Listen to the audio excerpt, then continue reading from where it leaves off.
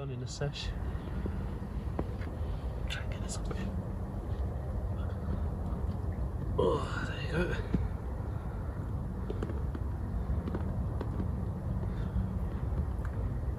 go. Absolutely covered in leeches. It's been held up for a little while. Yeah, it's nice to be off the mark, so hopefully we get a few more. Nice. What's going on, people? Oh, how about that? Lovely little wake up call this morning. It's not the intended species, but we take it all the same. It's a small little carp. There's loads of carp in here as well. They go over 30. But yeah, not a bad little wake up call. But,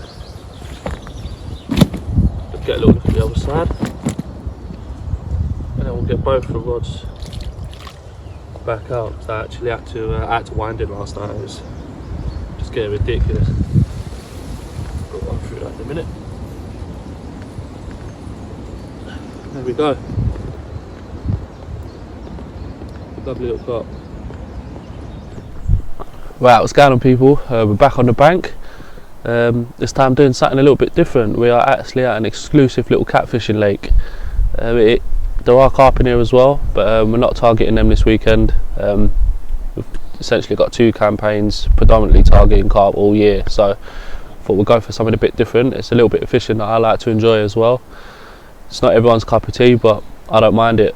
Especially at this venue. It's an absolutely stunning little venue. It's probably less than an acre, but it's just proper mature, old, lot of overhanging trees, and I'll talk you through some of the spots later, but it's just absolutely stunning. I think there's 5 swims on here, which you'd usually do as a lake exclusive. You used to come down with yourself and like 4 other lads, and it's just your normal day ticket money. Even though it's not a day ticket or a syndicate, it's a completely private venue.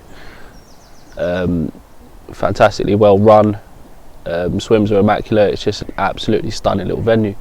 Come here about 5 years ago, and had my first little dab in then, and yeah, got myself into a few, and we've actually got off to a flyer as well. Been here since probably 6 o'clock last night, and I've had 3 cats, 1 carp. Catfish probably been up to £20, but there's some absolute monsters in here. I think there's fish to over £70 in here, which after playing those scraper 20s, I don't know how I'm going to cope, to be honest. It's mad. It's madness. I'm going to run through the bait and run through the rigs and the tactic and break them down a little bit later on, which is something that I picked up on previously in my previous blogs and feedback and stuff. It's something that I'm going to break down. Hopefully just digest as much as we can. I'm also gonna talk through the spots, a little bit of history about the lake, and yeah, what you can do to get on here if you fancy it. Stephen's not with us, unfortunately. He's not well, so he's staying at home, so it'd be just me. So I've got to try and capture as much good footage as I can, and pictures as well. As you know, don't know how I'm going to do the pictures with the catfish, to be honest. Did manage to get any done last night, so there's not even any other anglers on. I'm the only one here, so we'll gauge it from there and see how we go, and yeah, we catch up in a bit. There's a little dip again there along that bank next to the aerator. That hasn't done me a cat. That's the one that done the carp, but the other spot did 3 cats. Way, there you go. Said that one did a carp. It proves I ain't lying. Alright, let's get a little bit more bait in and get them back on the spots. Right, what's going on, people? As promised, I'm going to go through the baiting approach for this session and the bait itself. I've got 2 mixes knocked up here. One in my large bucket, which is my main feed, which I'm going to do second, and the top one is my mesh bag feed, which looks like that. Looks very simple, which it is. That is the DNA Baits Crayfish mini mix. soaked in a crayfish bait soak for 24 hours. Just lets all them little micro pellets absorb all that flavour and attraction, give them that extra boost, and makes them swell up a bit as well, so they don't fall out of the bag. So I find that sometimes when you're using micro pellets, they can fall out of the mesh bag, and if you've had them compressed over a little while, little movement and rolling around in the bucket, they do tend to get just a little bit saggy where a few have fallen out. So I've been tying them as I go, and not had no issues now because they've absorbed that juice. That's probably one little tip to take from that, is if you can pre-soak your micro pellets when you use your mesh bags, they won't fall out of the bag. But yeah, it serves two purposes. Now I use mesh bag in 95% of my angling, whether it's carp, catfish, whatever. I use it in absolutely everything, because it does me no wrong, you know. They serve two purposes. First purpose is obviously that extra attraction and flavour around your hook bait. You know, if you could pack a little punch and you can tailor it and customise that ball of attraction as much as you want, just gives you that mouthful of pulling power around your hook bait. And the second reason, which for me is probably the main reason why I do it, is anti-tangle. When I'm fishing for carp, I don't tend to use braided hook links at all, so anti-tangle is something that I'm not really concerned about. I'm 95% sure that my rigs ain't tangled, just for the nature of where they're set up, and whether using counterbalance or pop-up, blah blah. I'm nearly 100% sure that my rigs don't tangle. No, and Stephen can back that up. You know, I'd leave my rigs out for 24 hours, like absolutely no drama. But on here, where we're using really long hook links between 10 and 12 inches, braided hook links, even that's a stiff braid, even that longer section, you've still got that suppleness to it to an extent, and it's still prone to tangling. So if you pull the hook link through the bag, the hook sets in the bag, the hair is external to the bag, yeah, I'm almost certain you're not going to be tangling, especially if you hit the clip as well, feather it down, donk, it's not tangling. So that is the main reason why I'm doing it, and it's paid dividends on here. I mean, I've had probably 5 casts, 4 fish, so just goes to show that them tactics are working. Let's go on to the main feed now. This had them absolutely tearing it up out there last night. I was just hearing bosh, bosh, bosh. The cats were absolutely loving it. When I had the, I think my second fish, which was a 14 or 15 pounder, it was just crapping the bait everywhere on the mat. They've just been bang on it. And that is the mix there. That is the crayfish maxi mix pellet. It's not moving about too much because it's all been glugged and juice. It's quite stodgy. It's not a broken down mix, but it's still quite stodgy. Just lets me mould it into balls or just keep it together for when I'm handballing it out. But that is the crayfish maxi mix pellet. So it's just a larger version of the mini mix, which is going in my mesh bags. That's the crayfish maxi mix and 12mm SLK freezer baits. Any of you DNA anglers will know what that is, but if you haven't used DNA baits before, SLK is shrimp liver and krill. Really pungent fish meal based boilie, which cats absolutely love. Anything fishy, stinky, they're absolutely all over. And I knew that's why I favoured to bring this bait over the S7 on this trip, and it's definitely working, that's for sure. I've probably put a kilo over each spot yesterday, I reckon. Definitely about a kilo over each spot. I've probably got another kilo and a half, 2 kilo in there. I'm not going to chuck out as much. I'm going to go and bait up in a minute, but I'm probably going to put out half a kilo over in each spot just to keep me ticking throughout the day. And then tonight I'll put the remainder in over both spots. That's been soaked for 2 days in the cased in liquid, again from DNA Baits, which is it's like a really gloopy, meaty aroma. It is lovely. It smells a bit like chocolate milkshake is what I thought when I first opened it, but you do get that meaty aroma come through with it, and it just complements this boilie and pellet perfectly, I think. So that's what's gone in it. Really simple mix, pellet and boilie. Another fish show there.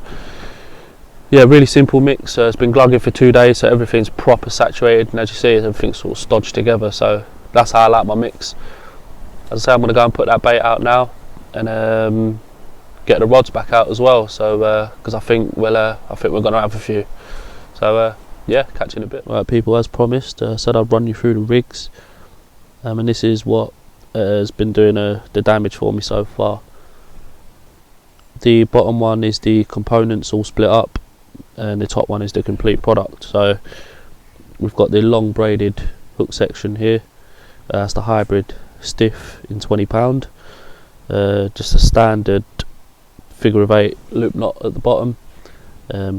Extra long hair, just so that it can get 2 12mm bottom baits on, plus enough for probably one more. That's sort of the length of the hair section that I want. Obviously barbless rule, so barb's been crimped down, and then that's the solid bag, which all gets threaded on and looks like that there afterwards. So everything, as you can see, completely compact.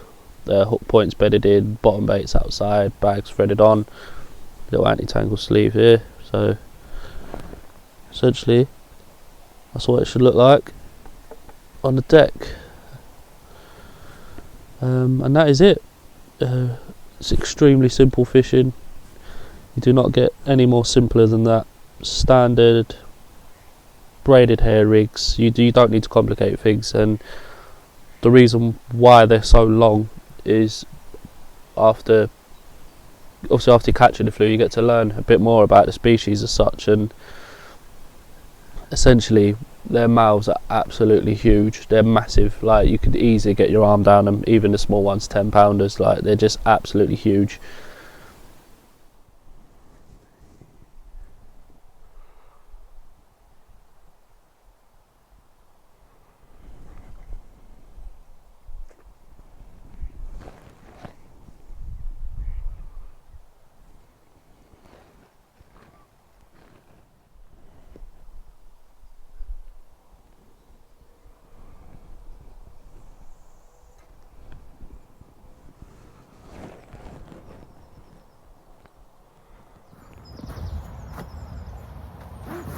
What's going on, people? Just had another one. Not the intended species again, but fish welcome all the same. Let's get a little bit of water.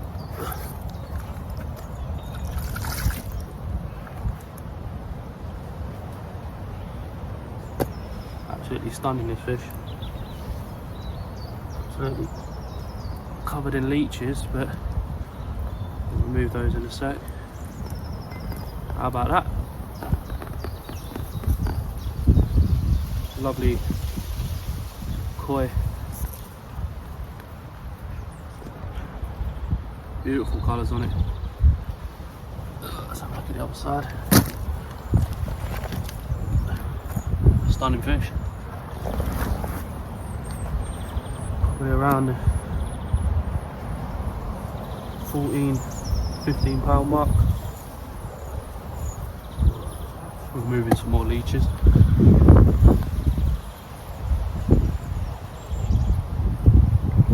we go. Oh, there we go. Stunning fish. Again, not the intended species, but we take it. Definitely take it. Absolutely ripped off. Had a little change of rig as well, and bait approach that resulted in this one, and we'll go through that after. Yeah, crack on. Right, what's going on, people? Quick little evening update. Nothing else has happened since I had that that's Ghost Cup. Nothing else has happened. No show from the cats today. Not in the daylight anyway. I've repositioned one of the rods. The right hand rod has done 4 out of the 5 bites, and the left hand rod has only done 1 bite, and that was a carp. So I've repositioned the left hand rod, and I've gone down my right hand margin now. I'm not going to put any bait there. I'm going to bait up the spot that I've been having them off of. That's obviously rocking that spot. I'm just going to bait that up again with what I've got left, and the margin, the one down to my right hand margin now, I'm just going to put my mesh bags on and just leave that the way it is, see if I can pick up a bonus fish. And hopefully the now left hand rod, it all kicks off again tonight. Sort of regretting not videoing or getting any pictures of the ones from last night now. Thinking that because it was kicking off I'd have a couple during the day, but that's fishing, innit? It's a sod's law. So that obviously hasn't happened. But there's still 3-4 hours of light left. I've just redone the rods as well.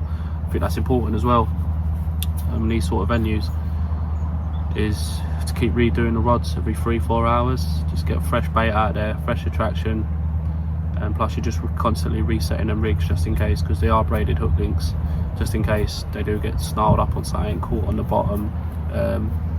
You never know, you get a funny drop, it might land in not where you want it to and be set up funny on something. So if you keep redoing them every 3 hours, 4 hours, at least you're drastically minimizing that happening. And that goes testament to the catch today, really. I've redone the right hand rod, and within probably half hour, 40 minutes, that carp had it. So fresh attraction, fresh sound. You know, catfish are predators as well. They go on vibration and sound and obviously smell. They do very little seeing. They've got really bad eyes. So that's what we want to try and do, really. I've got the rigs done for tonight. Might as well show you one. A little change. So that's what we're going with. So again, probably a 10-inch hook link, little mesh bag, hooks in there, and 3 baits on the hair. I want to try and get something a bit bigger if I can tonight. I don't want to be getting up for. Do you know what I mean? I don't want to be getting up for pasties all night. I've had my fun. I've got my fix anyway. I just want to try and hook something a bit special for the cameras, really. Just show you them baits again. It's a 15mm SLK hard hooker and 2 12mm bottom baits. And again, you've probably got another 10 centimeters, 10 millimeters, sorry, of hair left, just to give it that completely free movement. So it's exactly the same for the other rig, so I've replicated that twice, and as I say, they'll be going on the spots probably just before last light. So yeah, nothing else to report. I'll probably just sign off for the evening, and unless you see me in the night or in the morning, nothing would have happened. Yeah, so sweet. What's going on, people? It's gone. It's a new PB, £27.2.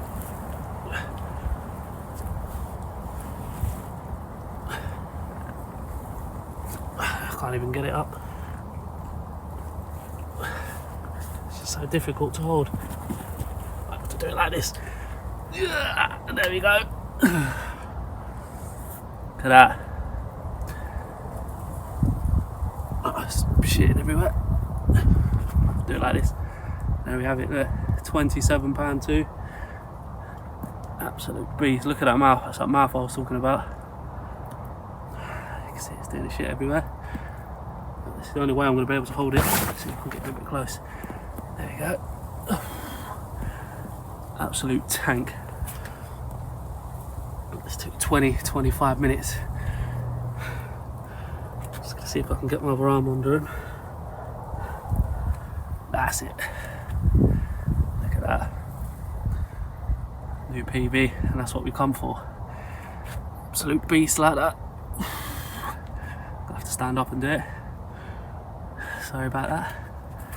Yeah. What a tank. Look at that.